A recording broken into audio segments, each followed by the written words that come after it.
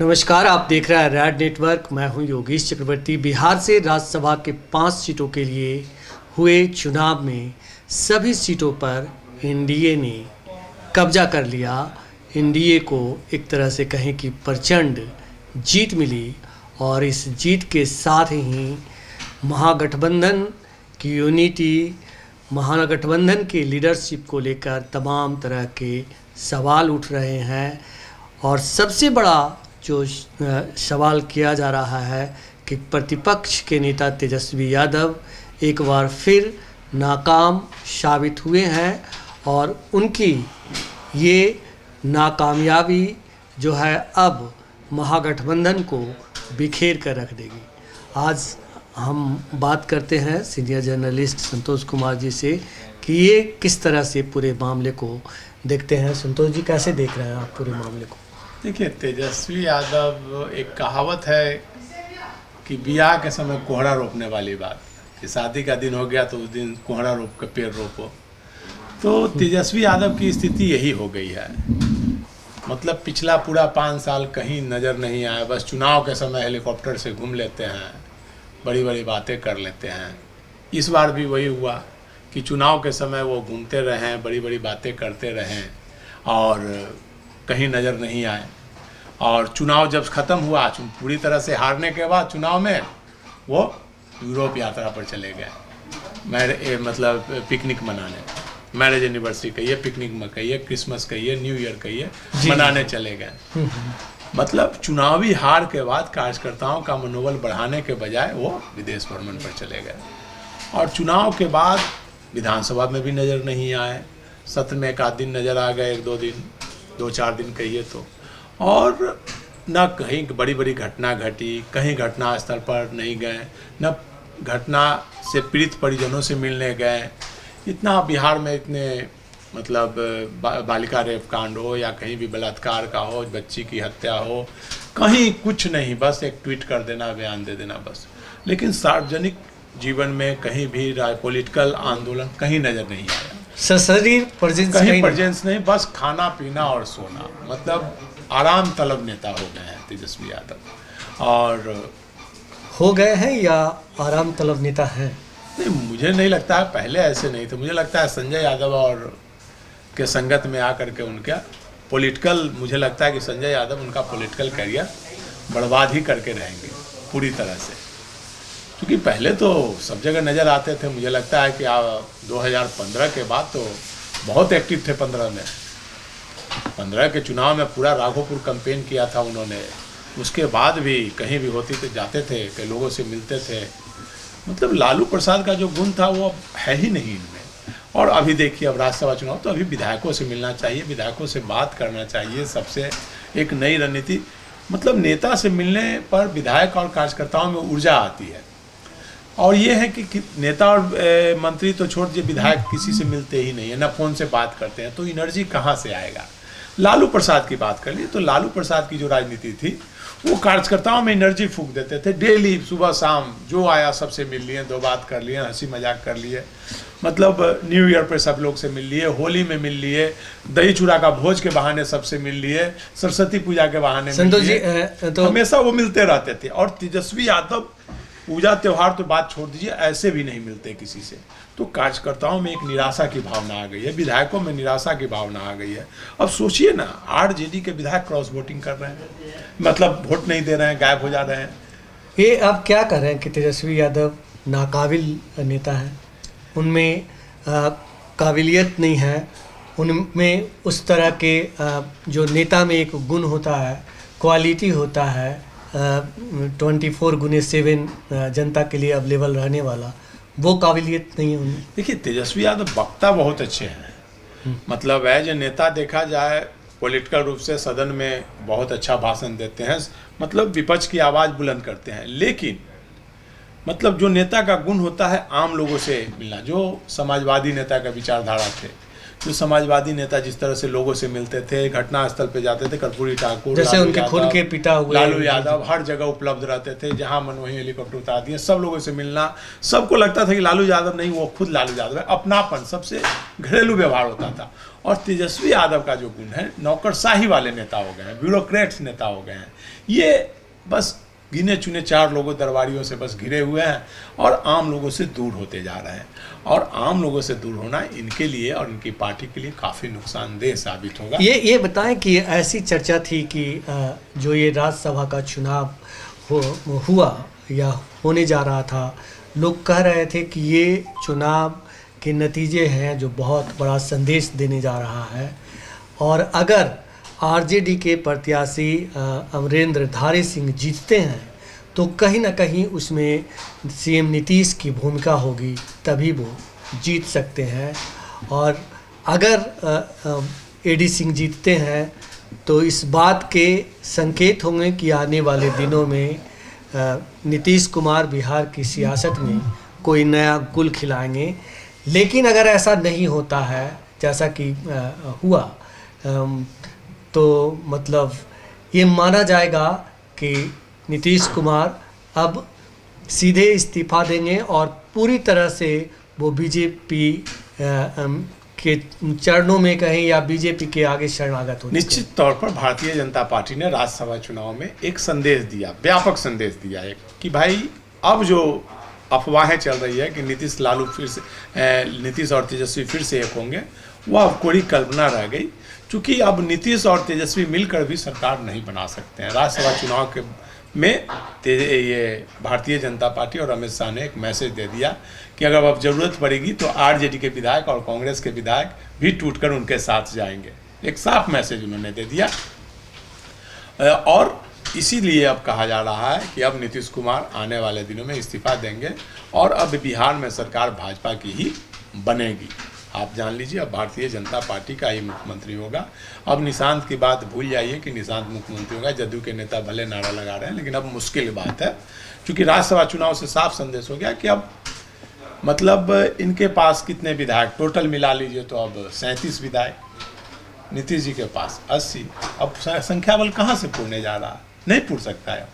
तो इसलिए अब भारतीय जनता पार्टी एक मजबूत दल के रूप में उभरी है राज्यसभा चुनाव के बहाने। और तेजस्वी यादव तो पहले से कमज़ोर थे और भी कमज़ोर हुए। जो लालू प्रसाद वाली छवि थी, लालू प्रसाद में जो विधायकों को पकड़ कर रखने की काबिलियत थी, वो तेजस्वी यादव में नहीं रही। उनके पार्टी के विधायक, ये पहला मौका नहीं है, इससे पहले आप देख लीजिए प्रहलाद यादव, चेतन आनंद और नीलम देवी, 3 विधायक बहुमत के समय उनकी पार्टी के उनके सामने छोड़कर उधर चले गए। लालू यादव के शासनकाल में कभी ऐसा नहीं हुआ था। लालू यादव भले कमजोर हुए थे, लेकिन कोई विधायक उनको धोखा नहीं दिया था। वोटिंग के समय खासकर उन्होंने पार्टी को टूटते टूटते उन्होंने बचा लिया था।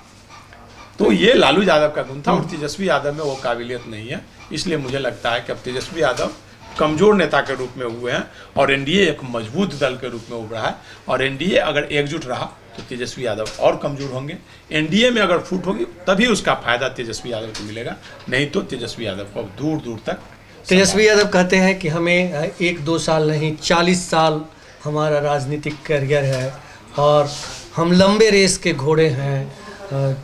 तो क्या लगता है कि अब 40 साल लगातार उन्हें इंतजार ही करना पड़ेगा? मैंने कहा ना कि एनडीए में फूट होगी तो अब उन्हें फायदा होगा। अगर एनडीए एकजुट रहेगा तो 25 से 20 पर आ जाएंगे और नीचे आएंगे। बढ़ने की संभावना दूर दूर तक नहीं दिख रही। इस चुनाव से ये भी संकेत मिल रहे हैं कि आने वाले दिनों में अब खास करके जो यादव कम्युनिटी है जो एक नया नेतृत्व ढूंढेगा या उसे उस ओर जो है कदम बढ़ाने की सोचेगा कि अब तेजस्वी से नहीं होगा। देखिए, वही मुझे नहीं लगता है कि यादव समाज 10% 20% से ज़्यादा टूटेगा। जिस प्रकार से देखिए, आप जान लीजिए बिहार का जो राजनीतिक जातीय समीकरण है, नहीं टूटने की बात मैं नहीं कर रहा, हम नए नेतृत्व की बात कर रहे हैं। देखिए, अभी वर्तमान समय में आप जान लीजिए बिहार में सभी जातियों का एक नेतृत्व बन गया है। जो 80% वोटर है हर जाति का, 80 से 90% वोटर उसी नेतृत्व को, चाहे गधा को खड़ा कर दीजिए। आप जान लीजिए, आप भारतीय जनता पार्टी की बात कर लीजिए तो जितने अपर कास्ट हैं बोले जाते हैं कि बहुत बुद्धिजीवी हैं, लेकिन भारतीय जनता पार्टी से गधा भी खड़ा होगा तो उसी के ही वोट देंगे, बनेंगे बुद्धिजीवी लेकिन उसे ही वोट देंगे। तो वो जाति जो है वो भाजपा की पार्टी बन गई।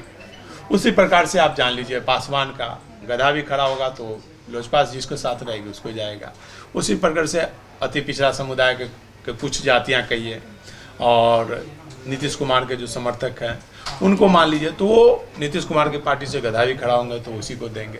उसी प्रकार यादव का ले लीजिए, यादव समाज का ले लीजिए, कुर्मी नीतीश कुमार का तो यादव का ले लीजिए, तो लालू यादव गधा को भी टिकट देगा तो 80% यादव उसी को देंगे, चोर क्रिमिनल किसी को, सभी पार्टियों की। नहीं, हम लालू यादव की तो बात ही नहीं कर रहे, तेजस्वी यादव की बात कर रहे हैं। तो सभी पार्टियों की वही स्थिति है, सभी पार्टियां, सभी जातियां किसी न किसी पार्टी से जुड़ी हुई है। 80% आप तो 80% की बात और नेतृत्व की बात है तो सब लोग नेतृत्व भी आप देखिए ना भाई, अगड़ी जातियां जो भाजपा से आएगा उसको जो स्थिति है उसमें क्या जो यूथ है, आने वाली जो पीढ़ी है और जो लोग हैं जो आरजेडी के समर्थक हैं वो आप कह रहे हैं कि इनमें काबिलियत नहीं है तो अपना नया नेतृत्व ढूंढने की कोशिश तो करेगा। देखिए विकल्प मिलेगा तब तो, जैसे यादव समाज शुरू से सोशलिस्ट विचारधारा के रहे हैं, समाजवादी विचारधारा के रहे हैं।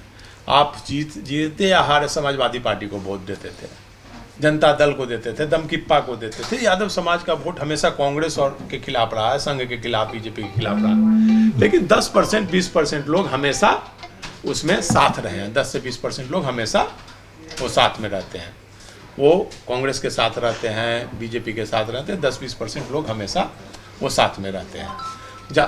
हर जाति के लोग किसी न किसी पार्टी से 10% 5% लोग जुड़े रहते हैं। तो नेतृत्व की तलाश सभी लोग करते हैं। जैसे अपर कास्ट की बात कर लीजिए, अपर कास्ट कांग्रेस से हुआ तो नया नेतृत्व भाजपा में उसे मिल गया तो सारा अपर कास्ट भाजपा में सीट लिया। पहले ही अपर कास्ट के लोग कहते थे आधी रोटी खाएंगे इंदिरा को जिताएंगे। वही अपर कास्ट अब बोलते हैं कि 500 रुपया का सिलेंडर में पेट्रोल और 5000 का सिलेंडर बढ़वाएंगे लेकिन भाजपा को जिताएंगे। तो नेतृत्व मिला। तो उसी प्रकार यादव समाज पहले समाजवादी विचारधारा को देखते थे, सोशलिस्ट पार्टी को देते थे, कम्युनिस्ट को देते थे, वामपंथ को देते थे। उन्हें लालू यादव और मुलायम सिंह के रूप में विकल्प मिला तो उसे देने लगे। अभी फिलहाल विकल्पहीनता का स्थिति है। तो जिस दिन विकल्प मिल जाएगा यादव समाज को उस दिन यादव समाज तेजस्वी यादव को छोड़कर फिर आगे बढ़ सकते हैं। लेकिन इस राज्यसभा चुनाव से ये साफ हो चुका है कि बिहार में जल्दी ही सत्ता परिवर्तन होगा, मुख्यमंत्री नीतीश कुमार इस्तीफा देंगे और बिहार को नया मुख्यमंत्री मिलेगा। निश्चित तौर पर अगले अप्रैल महीने में नया मुख्यमंत्री बिहार को मिलेगा और नीतीश कुमार राज्यसभा जाएंगे और बिहार की बागडोर नए नेतृत्व के हाथ में, नए नेतृत्व के हाथ में होगा। लेकिन जो विधायक जिन्होंने वोट नहीं किया अब वो अपनी मजबूरी बता रहे हैं, खास करके आरजेडी के विधायक की हमारी माताजी बीमार थी, क्या आरजेडी उन्हें पार्टी से बाहर करेगी या आरजेडी की मजबूरी है कि वो चुपचाप तमाशा? आरजेडी की मजबूरी है, वो किसी पार्टी विधायक को निकाल नहीं सकती है पार्टी से, क्योंकि विधानसभा नेता विरोधी दल की सदस्यता चली जाएगी। इसलिए आरजेडी की मजबूरी है कि वो वैसे ही रखेगी। कभी नीलम देवी को निकाला क्या आरजेडी ने? क्या प्रहलाद यादव को निकाला? क्या चेतन आनंद को निकाला? कि आरजेडी की मजबूरी है, वैसे ही रहेंगे सभी लोग और ऐसे ही पार्टी चलती रहे। हमारे पास इतने आंकड़े हैं कि 5 का 5 राज्यसभा सीट हम लोग जैसे जिता के भेजने का काम करेंगे। परिणाम उसी के अनुरूप आया। मैं शुरू से कह रहा था कि एनडीए में केमिस्ट्री भी है, मैथमेटिक्स भी है, आंकड़ा में भी हम लोग बहुत मजबूत हैं और उसी का परिणाम है कि भारी बहुमत से हमारे पाँचों के पाँचों कैंडिडेट जीत के जा रहे हैं। आज इतिहास रचने का काम हम लोगों ने किया है। 1 नहीं 2 नहीं 3 राष्ट्रीय अध्यक्ष को हम लोग यहाँ से जैसे चुनाव जिताकर जैसे दिल्ली भेजने का काम किए हैं और आप लोगों से भी जो सहयोग मिला है उसके लिए आप लोगों को जैसे तहे दिल से जैसे शुक्रिया भी अदा करते हैं। माननीय मुख्यमंत्री नीतीश कुमार जी को 44 मत, हम सबों के भारतीय जनता पार्टी के राष्ट्रीय अध्यक्ष नितिन नवीन जी को 42 मत, उपेंद्र कुशवाहा जी को, रामनाथ ठाकुर जी को और 4250 मत सीरेश राम जी को मिला। सेकेंड वरीयता के आधार पर सबसे ज़्यादा मत सीरेश राम जी को मिला और 5 में 5 एनडीए के प्रत्याशी प्रचंड बहुमत से जीत हुई। अब पहले भी हम कहा करते थे, इसलिए बधाई हो पूरे बिहार के लोगों को आपके चल। पर तेजस्वी यादव तो कह रहे हैं कि उनके उम्मीदवार आगे चल रहे थे। तेजस्वी यादव जी को ख्याली पकाव बनाने की आदत है। तेजस्वी यादव जी अब कभी चुनाव नहीं, लगातार हारेंगे ही।